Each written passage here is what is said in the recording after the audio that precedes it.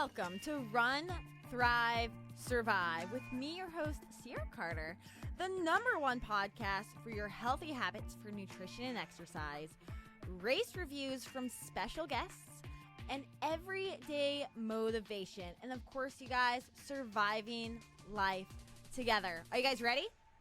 Let's go. Hey guys, and welcome to another beautiful day for an awesome podcast with me, your host, Sierra Carter, on Run, Thrive, and Survive. Today we're going to go on another journey, another road to Boston, and a really awesome fact, all 4 of us have not been there yet, but we are on our way soon. Because Boston this year is happening in October, so it's October 11th this year. It was supposed to happen... It would have happened April 19th this year, so a couple days ago as of the filming of this podcast. But it was postponed due to the pandemic after being canceled last year. So you're going to get to hear all our crazy stories about why we love running, how we got into this, why we chose to start thinking about Boston and running the Boston Marathon, virtual experiences, setting up for virtual experiences, and of course, just how we're training and how excited we are. So you get to share our love for running today. It's going to be an exciting podcast, and I've got 3 lovely ladies here ready to share their awesome story. So I want to introduce our first speaker tonight, Bronte. She's all the way actually up in Canada, so she's got a little bit cooler weather than it is down here in Florida. So I'm a little bit jealous of her, and she's got also probably hills to train on, so she's ready for Heartbreak Hills and Newton Hills and everything of that. So she's going to be talking and introducing herself. So Bronte, I'm going to give the mic and the spotlight to you. Go ahead and introduce yourself. Why do you love running, and who are you? Great. Thank you so much for that introduction, Sierra. I wouldn't speak too quickly about being jealous in Canada here. We actually had snow today, so I don't know if you would want that.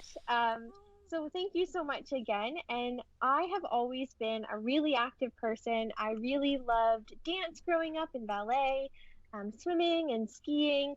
And I really loved track and field and the sort of competition aspect of track and field. So in elementary school and high school, I really enjoyed running shorter distance of track and cross country. But when I was in high school, I really got into rowing. And from there, I got really into triathlon. So I was first introduced to multi-sport when I was in high school, and I fell in love with it immediately. I really loved the different activities you could do and how it was a really great way to showcase not only running skills, but, you know, my swimming and biking. And then I kept doing that and unfortunately got really injured with an Achilles heel injury. So I just stuck with rowing, and it wasn't until I came back to running and triathlon when I went to undergrad. So ever since I've been in undergrad, I've been in our local team and just competing every year and loving every minute of it. Absolutely. So you had an awesome journey. Like, what made you, I guess, switching around to all the different sports, what made you truly stick and find marathons? I really loved the long distance aspect to it. And Right. I know that's something that is a bit challenging to maybe understand for some. But I remember when I first saw the Ironman, and at the Ironman, at the end of it, they have a full marathon. And I was just a little kid in Lake Placid on family Right. vacation. And I was just so amazed that after all that swimming and biking, that people could still run a marathon. And that kind of stuck with me.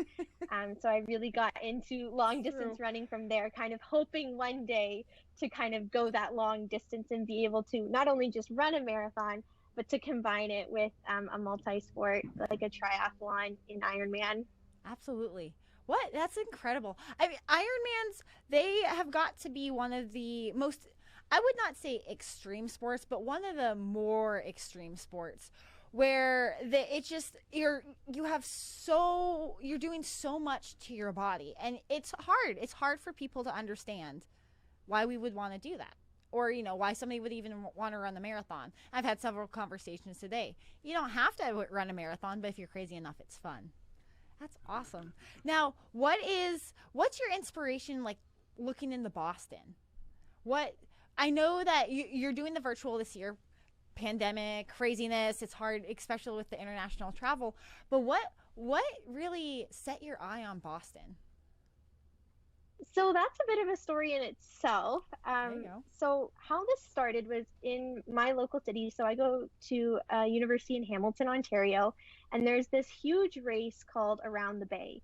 It's a really well-known race in the running community, and it brings not only people from Canada, but from all over the world. And because of that, I was always interested in that from just being a local in my school.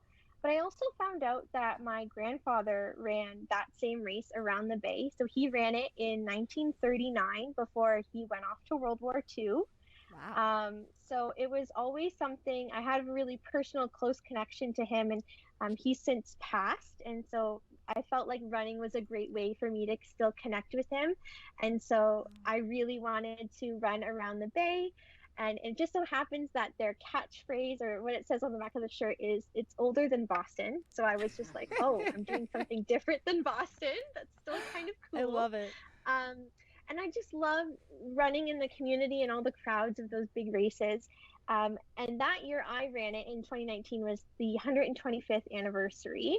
And so there was something really special when I saw what Boston was turning 125, and that they were having a virtual marathon. About how cool would it be to do 125 for both these kind of iconic races in North America. Right. I was just about to say, I mean, if it's older than Boston, that was, what year was that? Was it the running around the bay marathon that you ran that? Or is that? It was, I think, 1860 something. I could be, I'm sure I'm not entirely sure, but it is a few years older. Not by much, I don't think, but. What year did you run it? That cool. Sorry? What year did you run it yourself? 2019. 2019. Okay, so a couple years ago. Oh, and then how cool is that? That's such I think it's like those signs right there that it was meant to be, where you're meant to be running these races. Even, I mean, like, no matter what, you're meant to be doing it. I want to share one thing with you that you brought up, because, people like don't understand why we run. So one of my friends sent me this awesome quote today. She's a huge runner herself. She said, "Just run. People ask why I run. I say, if you have to ask, you will never understand. It is something only those select few know, those who put themselves through pain, but deep down know how good it feels." So if you're listening to this now, you kind of understand why we run. We're kind of crazy, but we enjoy it. So what an awesome kind of road and journey to Boston that you have yourself. So thank you for sharing that. Happy to share. I want to go to our second speaker, Julie. Just kind of introducing yourself, who you are, why you love running, and what kind of made you choose Boston. Like, what set your sights on it? Hi, everyone. I'm Julie, and I'm from Chicago. And my running story goes way back to when I was young, and I hated nothing more than the mile in gym class. It was my most dreaded day of the year, and I could not finish it without walking. So it was a source of shame and embarrassment for me. And when I was 13 years old, my dad bet me $5 that I could finish a mile without walking. And I was like, oh, for $5, I guess I'll try it. And I did. I finished the mile. I think it was like 12 minutes, but I was really proud of myself. And I kind of got hooked after that. And I joined my middle school cross country team. And within a year, I was running sub 7-minute miles, and I just loved it. And I went to York High School in Elmhurst, Illinois, which if anyone is familiar with cross country at the high school level, my high school was actually featured in a documentary, and that was my freshman year of high school. It's called The Long Green Line, if anyone wants to watch it. It mostly focuses on the boys cross country team, so I don't think I make an appearance at all, but I was on the cross country team my freshman year, and that's when they filmed the documentary. So it was kind of really cool to be a part of all of that.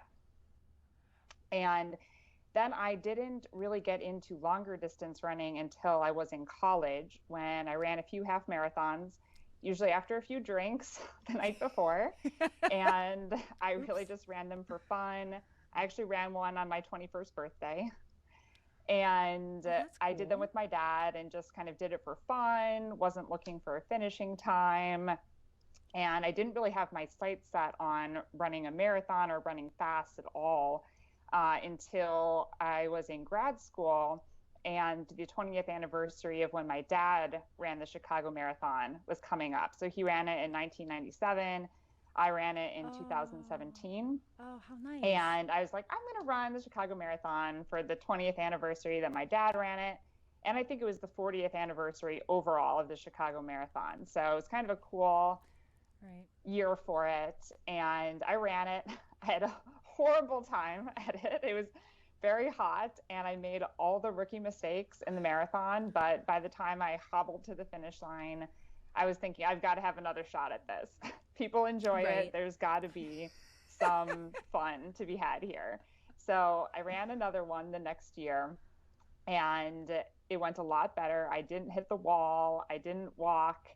And after that, I've been kind of hooked on marathons. I've ran 4 so far.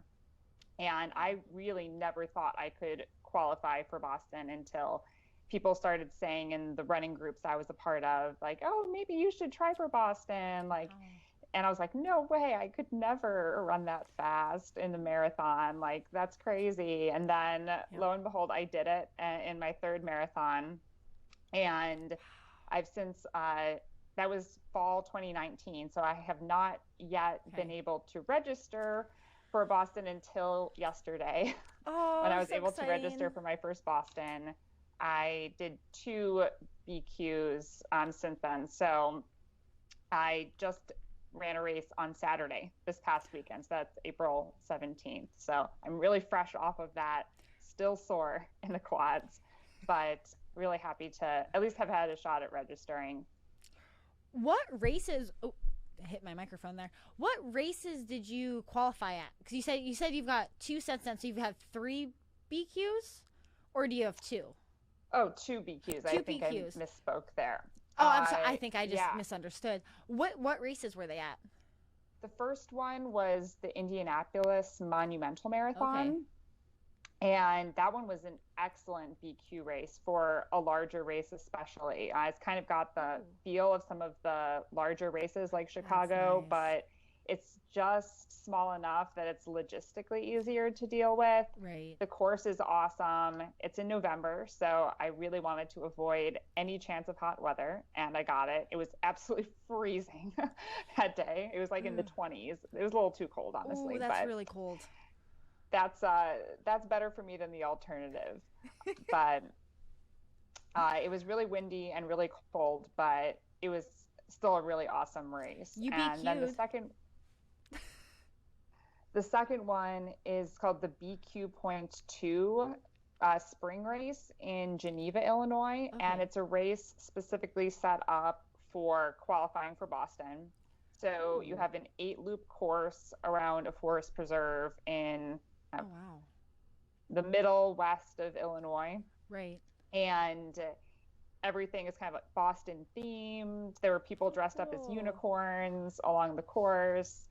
And they really make it, they have elite water bottle stations. So I think there were only maybe 150 runners my day. And we all had our own water bottle stations. So it was really cool and made you feel like an elite runner. So you could just focus on running your best time. That is so awesome. I've never heard of that one. I love that. So was this the one that you just ran this past weekend? Mm-hmm. Yeah. How cool. So I guess it happens every April, or was it postponed this year? Like, there's one in April, the same weekend that Boston, well, the weekend before Boston would usually be.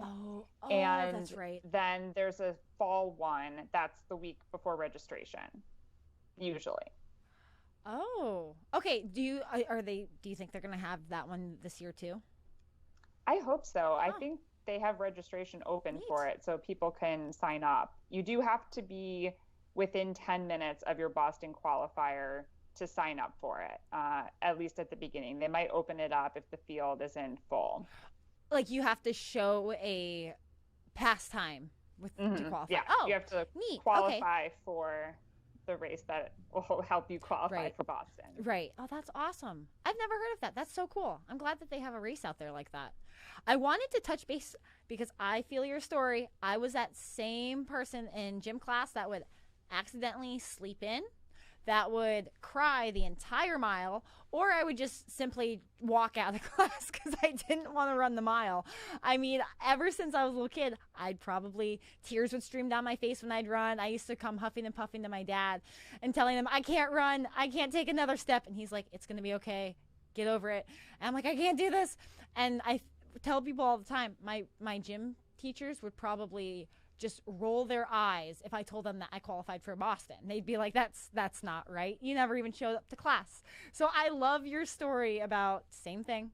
Somehow you just ran that mile and then loved it and then you were hooked. Such a weird thing, but us runners, we understand it. So that's awesome. I'm glad you qualified. Congratulations over this past weekend. Thank you. Going on to our third speaker, Holly Ann. I want to introduce you, who you are, why you love running, and why Boston. What made you get to Boston? Or want to get to Boston? Yeah, thanks, Sarah. My name is Holly Ann Fricky, and I'm originally from Southern California, but I've lived for some time now in Omaha, Nebraska, so very different, but love both places and happy to be living here now. Like a lot of runners, I came into running through another sport. So growing up, I was very athletic, kind of did a little bit of everything, but soccer definitely became my main sport and sort of first love in athletics, and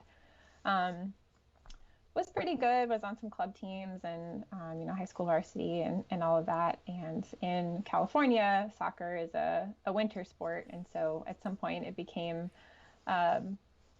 an idea to run cross country in the fall just to kind of stay in shape for soccer in the winter. And I had a couple other teammates that did the same, did not take it seriously at all. It was like completely social sport for me and my friends.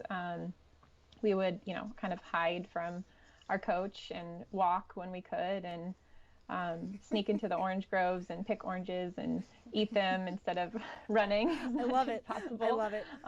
But it was super fun. And I think because I didn't take running too seriously when I was younger, I was able to just kind of instill this long-lasting love of it for me. And yeah, I ran cross country for a few years in high school.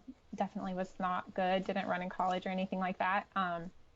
But continued to run in college and in grad school just for fun and for exercise, and did a handful of 5Ks, 10Ks here and there. And then when I was in grad school, I went to grad school in Arizona. My fiance at the time, now husband, we had some friends that were running the Rock and Roll Phoenix half marathon. They were raising money for a charity, and they asked us to be on their team. And we were both kind of like, well, that sounds fun, but neither of us have run more than 6 or 7 miles like ever in our life, and certainly not recently. And we're like, yeah, why not?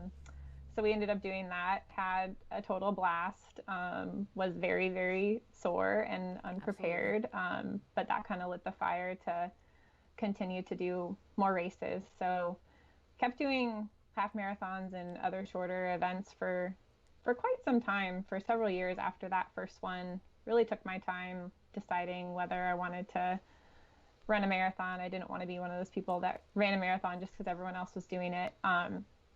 But yeah, eventually caught the bug, as a lot of us do, and signed up, or entered, I guess, the lottery for Chicago Marathon in 2015 and got in and trained. And my goal was really just to finish, which I think is what, everyone's first marathon goal should be, like just enjoy it, take it all in. Love that race, love Chicago. Just running through all the neighborhoods is super neat, and had an amazing time. And when I finished, it was just like, I don't know, I felt like I was being let in on this like secret that all these other runners knew about. Right. And yeah, I pretty much haven't stopped running marathons since then. So that's awesome. Running, you just alluded right to it. It's like a drug where we have a little bit, we're like, oh yeah, this is fine. Oh yeah, okay, I'll never do a marathon, but I may. and then you do a half, and then you finally make your way, and you're like, I got to do that full marathon. Oh, I'm going to start to qualify. And it's just like this slippery slope. It's a slippery, healthy slope, but it's still, for us, it's an addiction. And I love how it just one thing led to another. So that is awesome. Now, before we go to break, and we're going to come back and kind of talk about our dreams and how we think Boston's going to be and how we're going to train and everything Boston topic, everything Boston themed coming up here after the break. I want to point out one thing, because I'm sure maybe I'm the only one that feels it in the room. I just want to say it probably snowed everywhere, and I saw something on Facebook where it snowed across the country today. The only place it didn't look like it snowed was Florida. So I just want to throw that out there. It's a little hot down here, but you guys are freezing. I'm down here bathing in the sun, even though it's really bad for running. I thought about that when Bronte and I were speaking. Just had to point that out. So welcome to Florida. I think it's the first day that's actually happened. So after this break, we'll be right back to talk about Boston. Go ahead and grab some water, and we will be right back.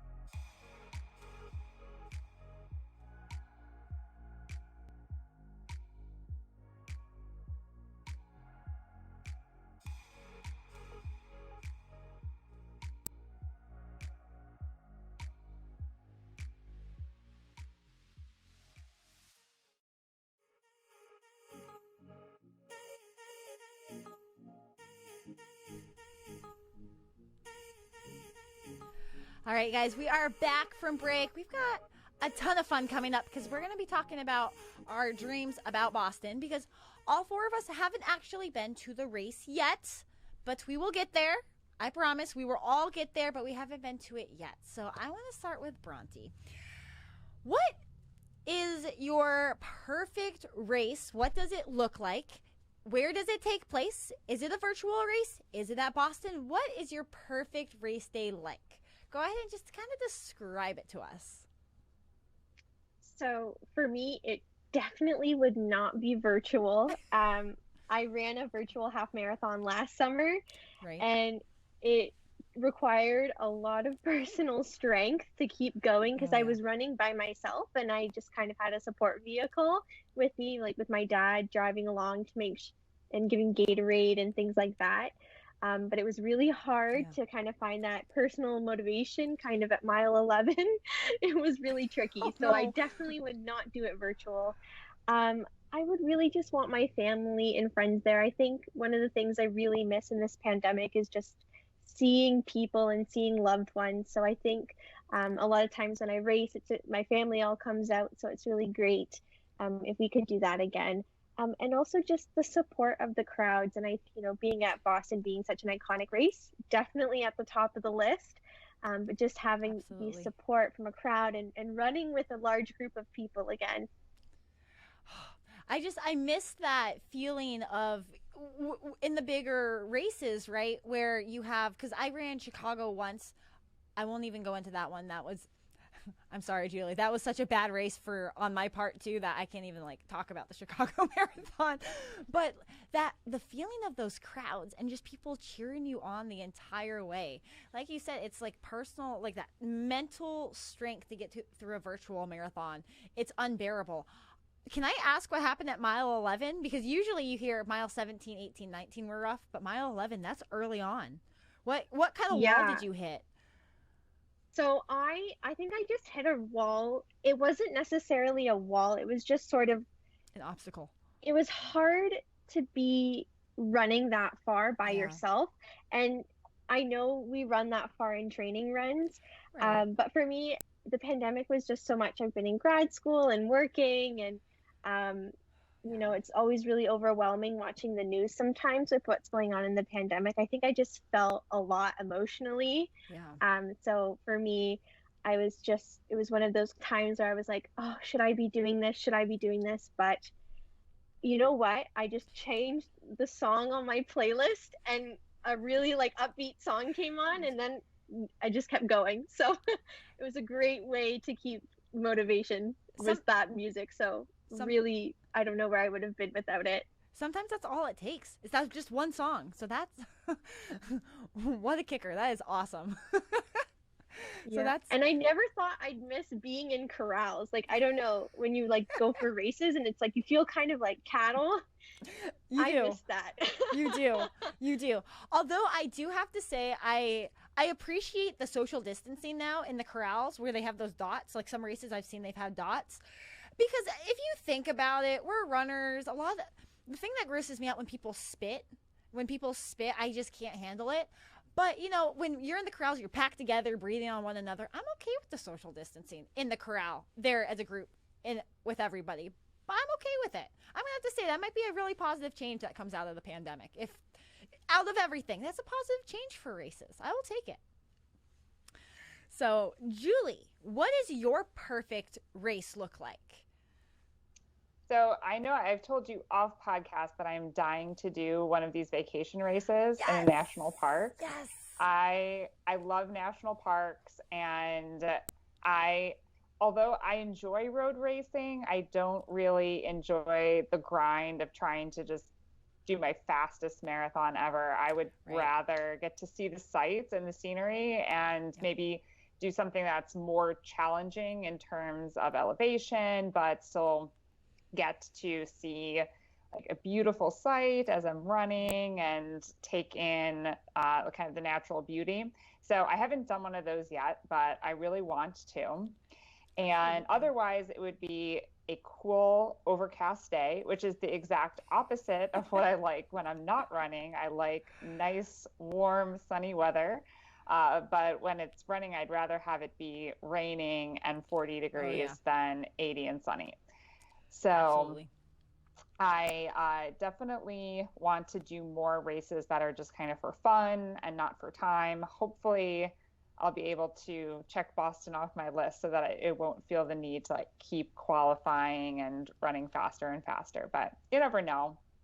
I do have to say that was a struggle over the past year where you don't know, like, because I think a lot of us raced to sign up for a race once we heard Boston was actually happening lately, and now since we haven't been able to run it, did you sign up? Were you going to run Boston 2020, or you haven't signed up yet? You had your fall race, so 2019. So this was the first year that you were able to register, right?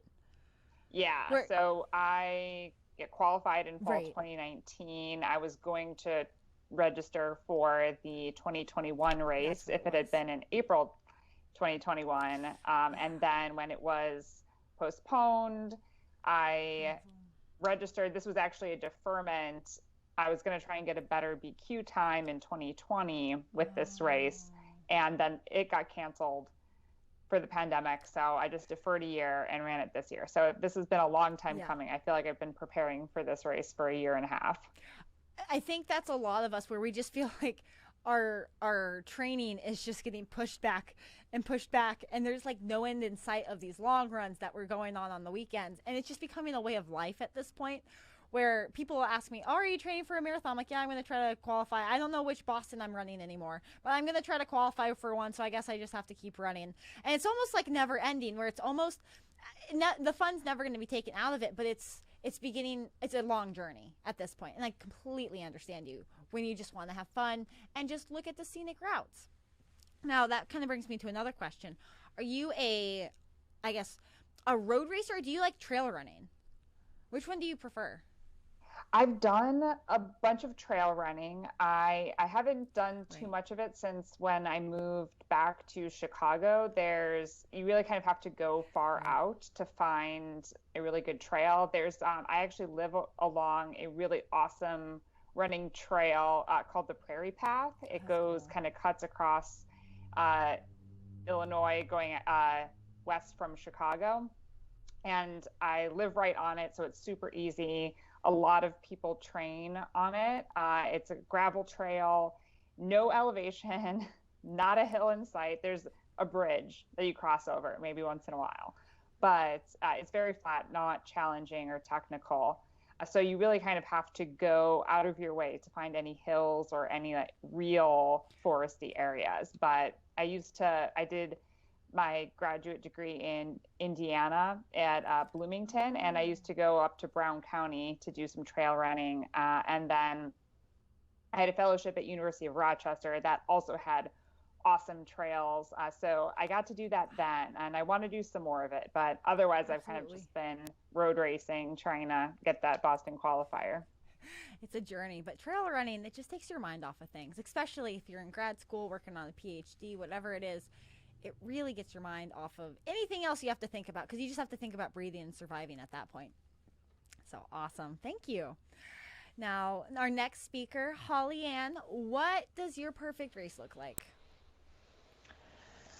I think for me, my dream race or perfect race is Boston, not only because it's Boston, but just because of how long it's taken me to get there. And I know lots of people have similar stories, but I actually qualified for the first time in 2016. And at the time I needed, I think, 3:35. The standards have now changed to 3:30 for the youngest female group. But I ran like 3:32 and change. And that year was kind of one of the first years where the cutoff started to be, get a little bit more extreme. And so I ended up missing it by 20 or 30 seconds, whatever the cutoff would be. So I guess maybe I dodged a bullet, because that would have been running it in 2018 with the crazy weather.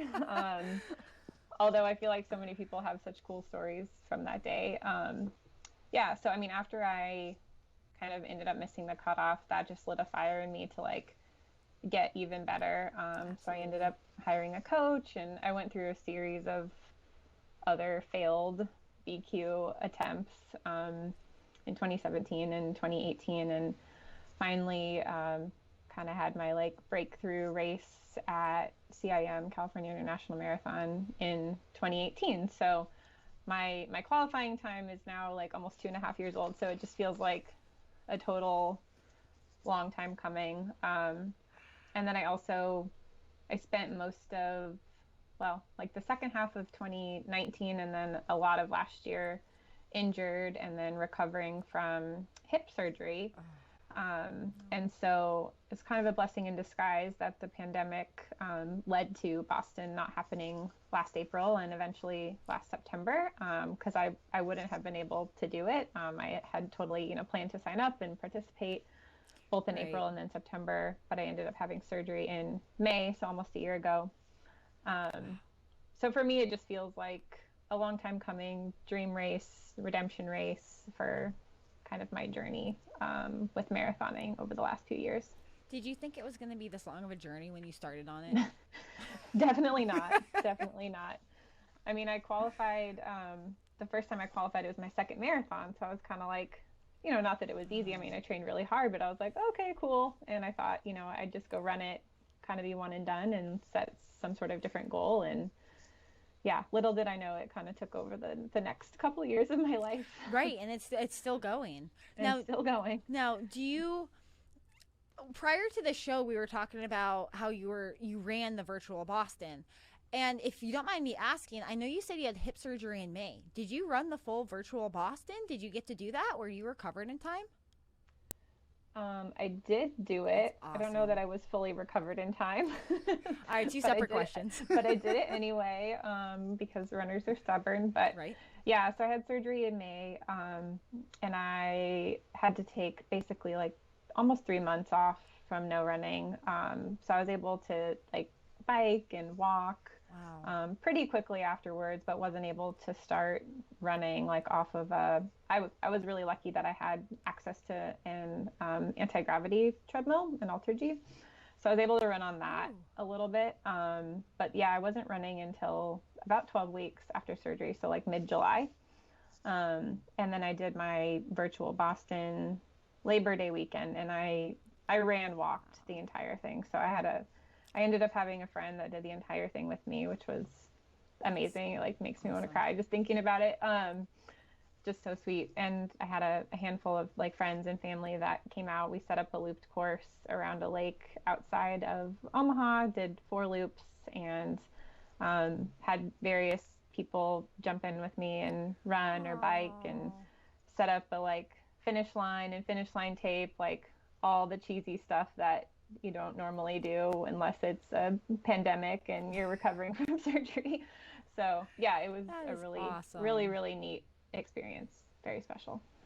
Now, do you think this is going to be, are you going to do a one and done Boston, or will you try to run it again after this? Or are you just going to decide once you get there? I don't know.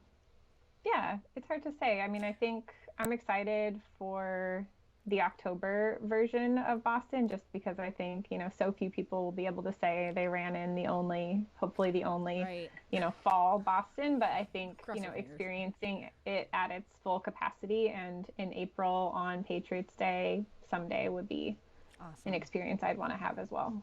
Yeah, I do have to say, I mean, as upsetting as it was that when Boston got canceled, and then postponed again, it's kind of cool to say, hey, I qualified for Boston 2020, but it was virtual. And although, virtual, it's not the same experience.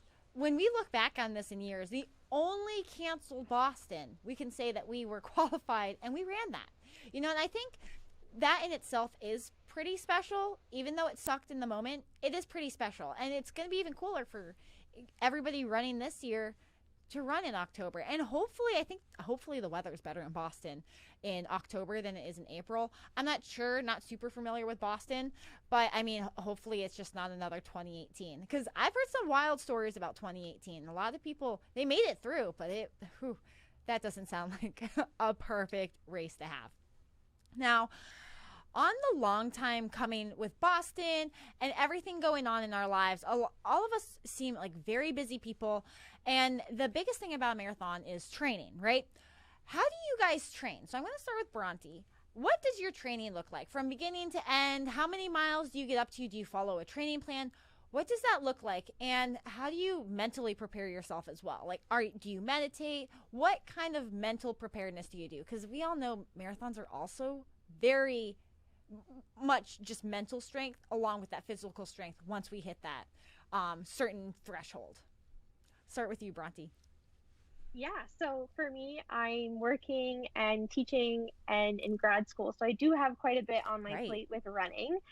So for me, the biggest thing is I'm a big planner. I have, an agenda and a calendar. But I really do think that being involved, like training with my triathlon group and marathon training, is really great for time management. It's helped me become more efficient, I think, with getting things done, because I will set a certain amount of hours out, and it's, you got to get it done in that time. There is no other, like, this is the only time. So I think that mentality is really helpful at me trying to balance things a lot. So for me, I'm really fortunate that I work with a coach, and he honestly is the reason I'm able to run this marathon. I have recovered from a ripped Achilles heel, and, have to still be in physio with that. I'm in physio for it right now still, on and off. So it's, it can be a bit challenging, but he's really flexible with me. I know Boston has a really great training plan. I also am a fan of the Nike training plan. They do like a half and a full, I believe. Yes. But for me, I try and just listen to my body as much as possible. Like, there's a difference between being uncomfortable because your muscles are tired and being in pain. So just being aware of the differences of that, and just really scheduling my time out, to make sure I'm using the best amount of time and trying to stick with a fairly consistent weekly plan so my body can get kind of comfortable. Like, for example, I do all my long runs on Sunday morning. Yep. And the other thing too, I find, is just being comfortable with the distance. I feel like it's really easy to get kind of lost about the size of the distance. And I think just really taking the time to be in the moment as much as possible. And I find just kind of telling myself of, I know I'm uncomfortable. I know this hurts, but you can make through this. You've gone farther than this before. And I think just kind of really cueing into those mental thoughts. And also, I'm a big fan of music, so having music is a great distractor for me as well. And I'm a big fan of yoga. That's the other thing I'm really into, and I think it's so meditative as well. And it's a great way to really, for me, to key into my different muscle groups and really see how they're feeling, and also just take some time to have a bit of a blank mind. Absolutely. I was just about to ask, do you, being a triathlete too, do you do any sort of cross training, or when you're marathon training, do you focus strictly on running? What does that, do you just tie that together? I know yoga, gosh, yoga's fantastic, but do you bike and swim too, or do you kind of put that off to the side? No, I still do it all. I'm really lucky that I find cross training also really helpful, especially because running is such a high impact sport. Yes. That especially with an Achilles heel injury, going in the pool and cycling are really great ways for me to keep up with some training without having that high impact. I also do a little bit of like lightweight training to kind of help with muscle buildup as well. So yeah, I try and cross train. I try and cycle and swim pretty regularly, depending on the race. So right now I'm focusing on marathon, so I'm not focused so much on that stuff, but I still want to have that foundation. So when I want to sign up for my next triathlon, I feel pretty ready to go. You know, I have to say it's a blessing in disguise. Like, even though you do have an injury right now, being a triathlete, you still can do something, and that's fantastic. Most runners, I mean, it wasn't until recently, if I got injured, I was out. I didn't like to bike. I didn't really like to swim. I just liked to run. I missed the running. I would just, you know, kind of do that spiral when you have an injury and just kind of like wait till you can run again. So that's awesome. That's very much a blessing. And I think that's honestly probably just going to make your marathon times and your marathon performance just way better than if you were to just run. I think it's perfect. That's awesome. Now, Julie, what does your training look like? Or, you know, in the past, maybe you've tried different things. What kind of training do you like to do? So I kind of got my start using the Hanson's Marathon Method training program. I got the book. That worked really well for me for my first BQ. And since then, I've been working with a coach. I'll give him a little plug, Chris, with Growth Experience Coaching. He's awesome. Love it. And also being part of running groups has really made a huge difference. The motivation to get out there on those bad weather days, which in Chicago there are a lot of, especially over the winter, and still complete my runs. Running groups and having that community has been hugely influential. I tend to do well with higher mileage. My coaches advise me that I'm a slow twitch athlete, so I'm not so great at the shorter distances, and I feel that. But I'm kind of more of an endurance person, and so I can handle the long runs really well, and not so much the really short intervals.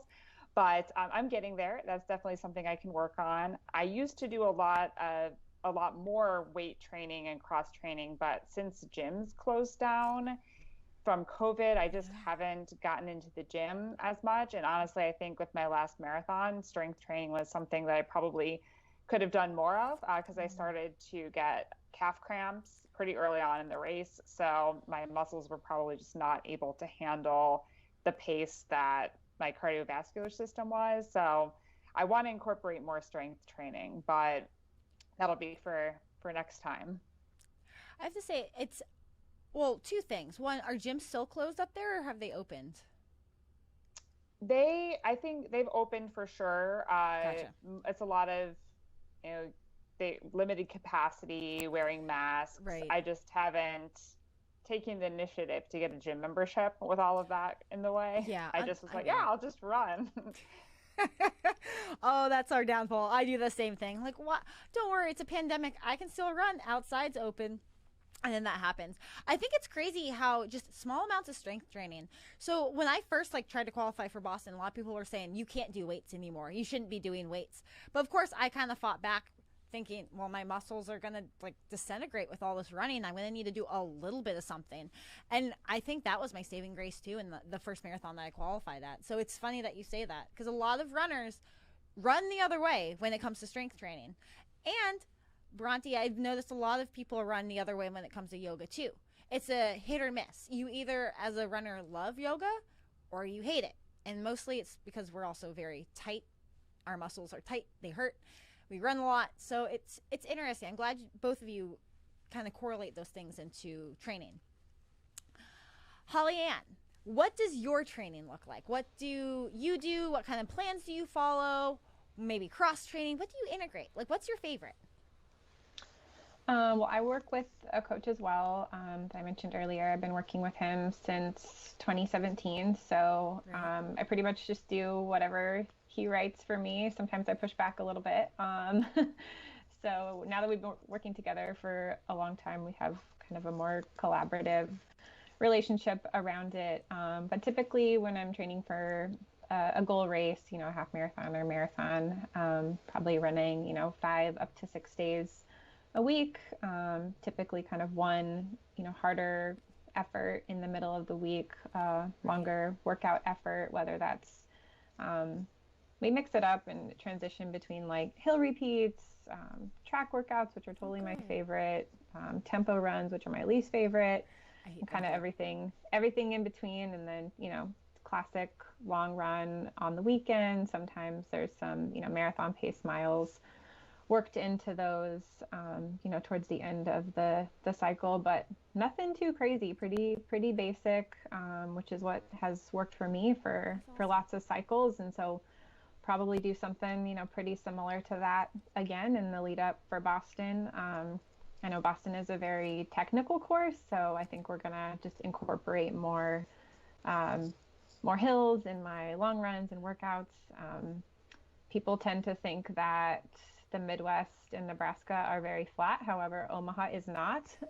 So I have that working in my favor. It's pretty hard to go for even just an easy, 4 or 5 mile run without getting a couple hundred at least, feet of elevation gain. So looking forward to incorporating some more sort of hill, especially downhill training. I think people think the uphill is going to be the challenging part, but the downhill, if you're not prepared for it, is going to wreck your quads. So quads and your toenails go.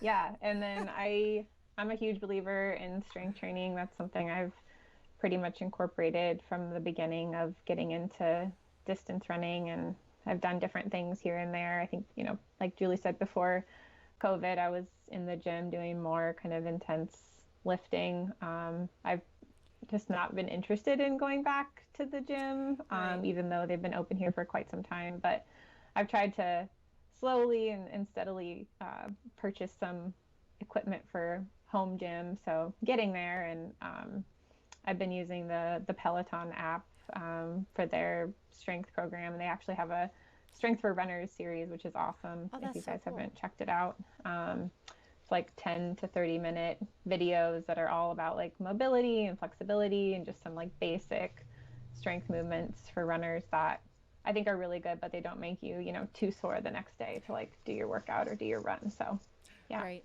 Yeah, that's always the danger. I mean, I even told people today, I think I squatted for the first time in over a week on a squat rack this morning.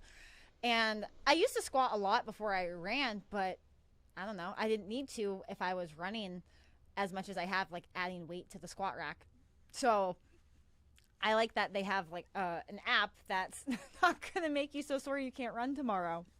So real quick, before we go to break, this will be fun. A little prediction of what we think the race cutoff time will be for Boston. So you have, for people that are listening to this, you have a qualifying time that you have to hit.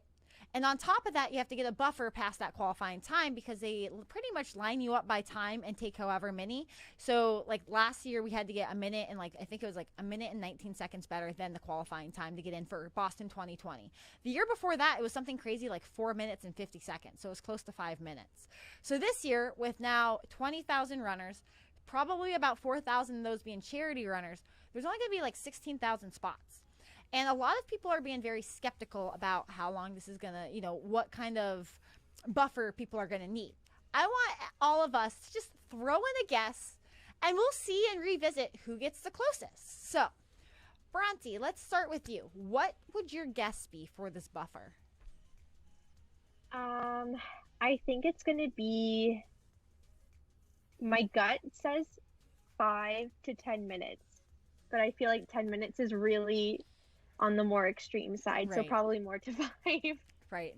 All right, so 5. I'm going to give you 5. Is there a special 5? Do you want to take a wild guess for 5:31 or 5:13? 5:35. 5:35. Let's just go with that. All right, we're going to go with that.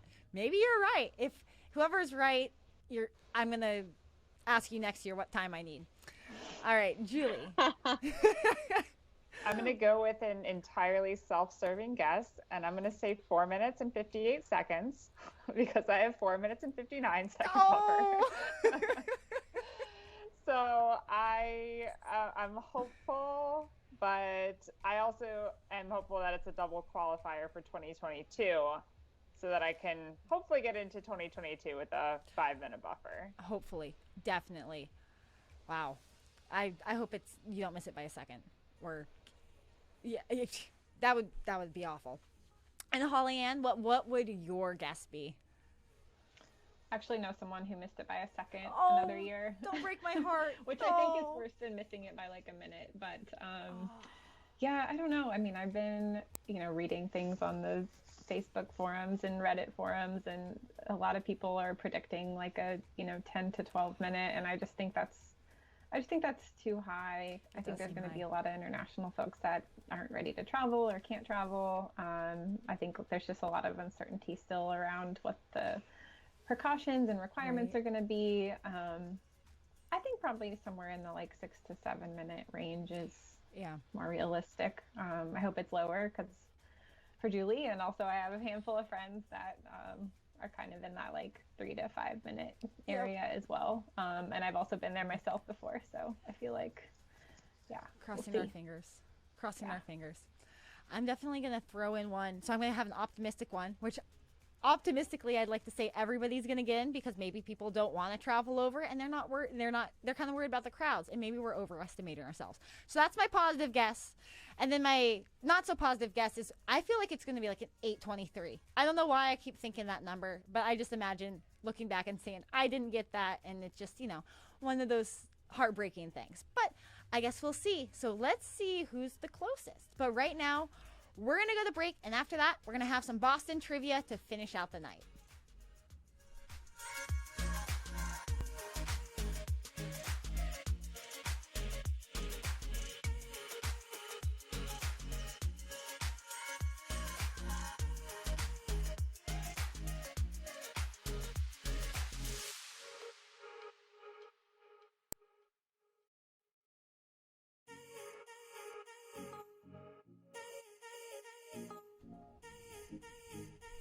All right, so we're going to come right back into it after that quick break, quick water break for us, and quick break for the listeners. So now we're going to have some fun. Well, we've had fun all night, but we're going to have some more fun with Boston trivia. So I've got an awesome 10 questions here, and we're going to play it in the form of Jeopardy style. So ladies, everybody can unmute themselves because you're going to have to answer quickly, and it's going to be by who raised their hand the fastest. So you will see me looking over to the side screen here to make sure I don't miss you when I ask this question. If it's a tie, well, we haven't had any ties. We'll figure out what to do once it gets to a tie, if it gets to a tie. So raise your hand as quickly as you can once you hear the question, and then we will go from there. You guys ready? Any questions? So we've got 10 questions. Answer in the form of what is, who is, how is, however the heck that is, kind of like Jeopardy. All right. So, question number 1. Who was the first woman to unofficially run the full distance without a number in 1966? Holly Ann. Bobby Gibb. You know what? Robert Gibbs, same person. I had to think about that. Yeah. Roberta Gibbs. Awesome. Woo! Point for Holly Ann. 1 point. Keep track of your points. All right. Question number 2. What year was the course of Boston Marathon lengthened from 24 miles to 26.2 miles? Julie. 1897? No. Oh. No. Holly Ann? I think it was the year after, the 1898. No. No? No. Take a guess. Bronte? Is it the year before? No. Julie's guess? It's 1924. Oh, So wow. it wasn't in the Wow, that's 1800s. much later than I would have thought. Right? It wasn't until like the roaring 20s. It wasn't even 100 years ago yet. Oh, that's weird to Wow. think about. It hasn't been 26.2 yet. All right, question number 3.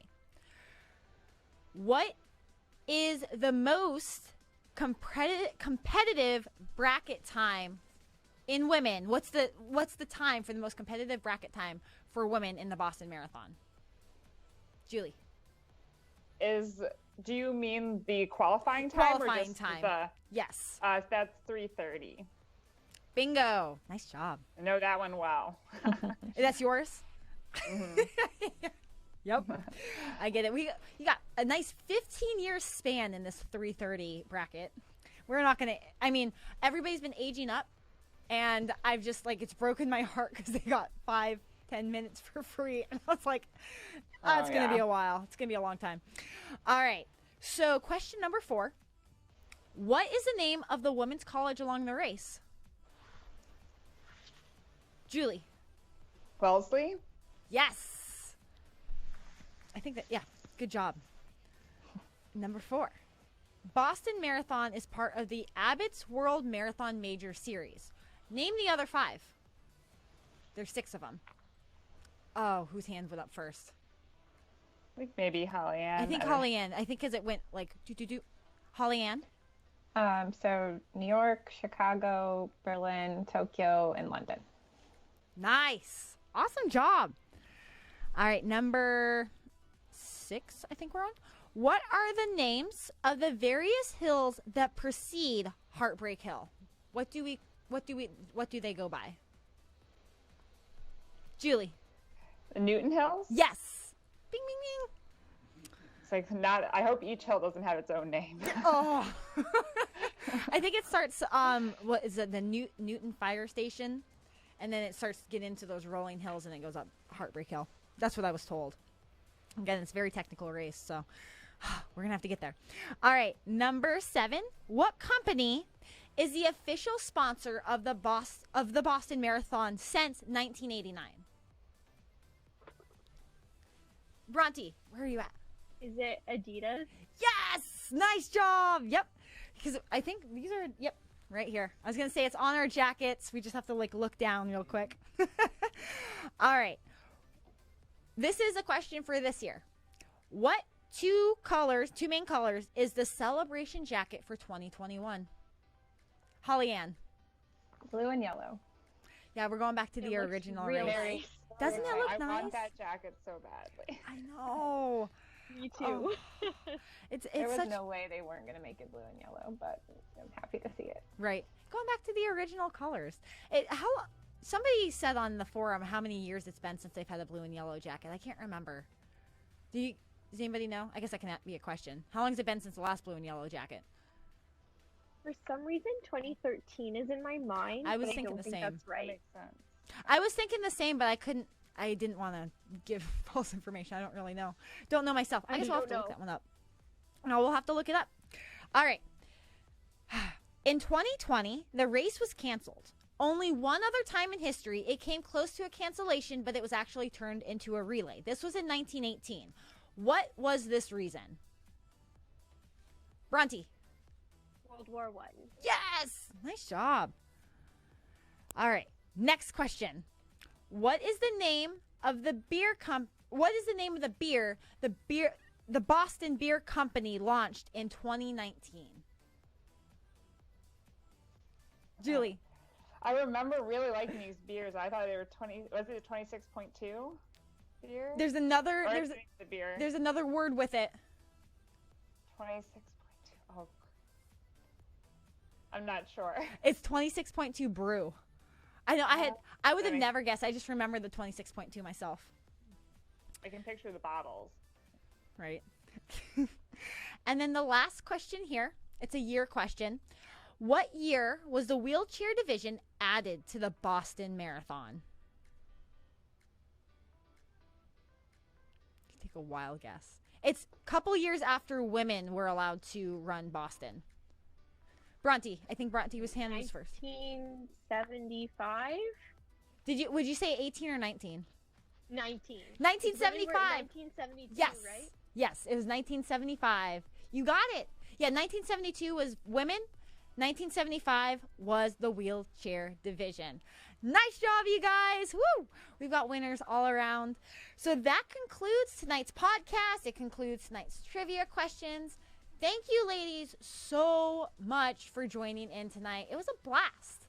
Now, following along everybody's journey and story, if listeners want to join your journey, where can they find you on social media? We'll start. Who wants to go? You don't have to share yours if you don't want to. I can go. I have a Twitter account.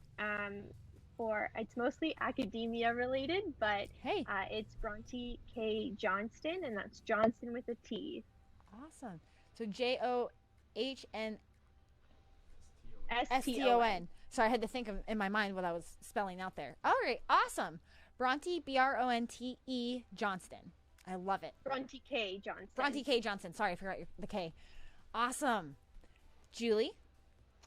You could follow me on my Instagram if you want at JKCham229. So 229. It's JKCHAM and the number 229. Love it. And Holly Ann? I am on Instagram as well at HFricke, FRICKE. Did you say Ricky? Fricky with an F. Oh. F as in Frank, RICKE. Yep. Awesome. Great.